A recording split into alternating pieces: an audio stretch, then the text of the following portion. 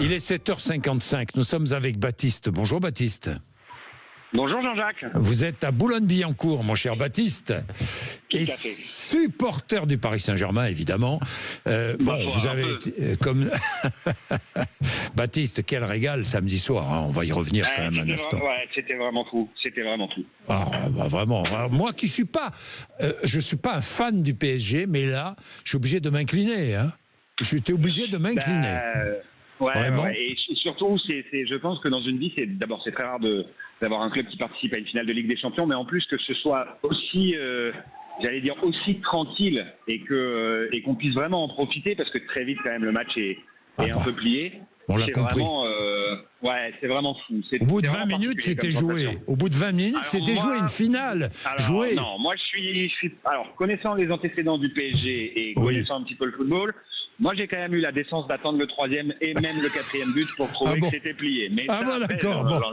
Oui, mais non, mais c'était plié parce que nous on sait qu'à 2-0 c'est pas du tout plié. Oui, mais l'Inter était inoffensif. Oui, ça c'est vrai. Inoffensif. C'est inexplicable d'ailleurs. Oui, inexplicable. Bien, en ce qui concerne les débordements qui ont suivi, pas qu'à Paris, parce qu'il y en a eu un peu partout. Hein. Je veux le répéter, évidemment, on parle Champs-Élysées, d'accord. Oui. Hein, parce que les images, alors les chaînes info, les réseaux sociaux, c'est une façon c'est un effet loupe qui est insupportable. Mais enfin bon, il y en a eu partout. Hein. Mais, oui, c'est vrai. Mais bon, qu'est-ce que vous dites de cela ?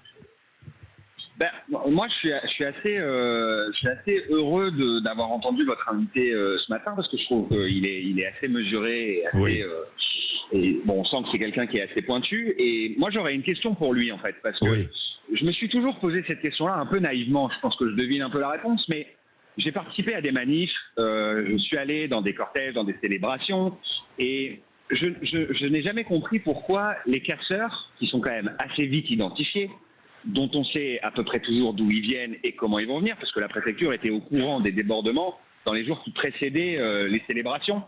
Comment c'est possible que ces gens-là puissent casser en toute impunité, et on a l'impression que les forces de l'ordre laissent un peu faire. Elles contiennent, mais elles laissent un peu faire. Et j'ai jamais compris pourquoi on n'allait pas les chercher. Parce que moi, j'ai vu en manif des forces de l'ordre aller chercher des individus en plein cœur d'une manif parce que ils avaient jeté un comportement, un truc, bien sûr. Voilà. Donc je me suis toujours dit, est-ce que ça sert pas un discours politique un peu ambiant, qui est que on s'attendait à ce qu'il y ait des débordements après la victoire du PSG. Ma foi, laissons faire. Et ça sert notre discours sur il faut plus de sécurité, il faut plus de fermeté, il faut plus de. Moi, je crois, peut-être Baptiste, peut-être, mais je ne vais pas tomber dans une forme de paranoïa. Mais je pense, Baptiste, qu'il y a eu une faiblesse là. Parce que habituellement, le préfet de police est très efficace à Paris, mais là, il y a eu une faiblesse. Mais pas qu'à Paris, encore une fois. Hein. On n'a pas mesuré l'importance de cette occasion, de cet événement, me semble-t-il, pas suffisamment. Et puis ensuite, il y a eu une récupération politique.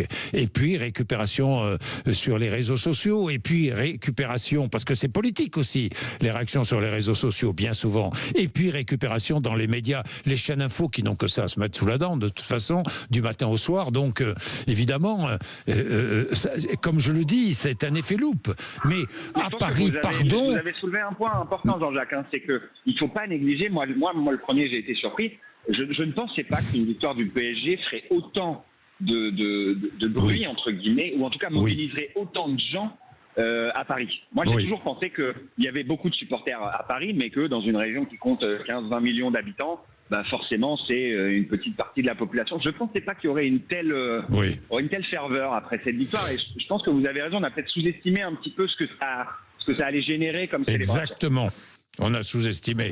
Et on a la mémoire courte. Il y a eu des débordements bien avant, lors de succès sportifs, je le rappelle. Et dernière chose, Baptiste, à Paris, moi j'ai plusieurs témoignages de gens qui se sont promenés à Paris samedi soir, qui n'étaient pas sur les Champs-Élysées. Partout ailleurs dans Paris, ça s'est bien passé. Hein. Je voudrais quand même le préciser. Il y avait des centaines de milliers de personnes dans la rue. Et ça s'est bien passé. Alors évidemment, il y a eu des débordements sur les Champs-Élysées. Mais bon... Oui, Baptiste. Est-ce que vous me permettez d'être un peu taquin, Jean-Jacques ? Allez-y.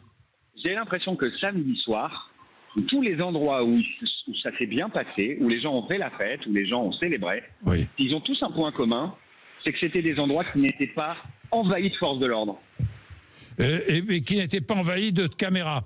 Merci, mon cher Baptiste.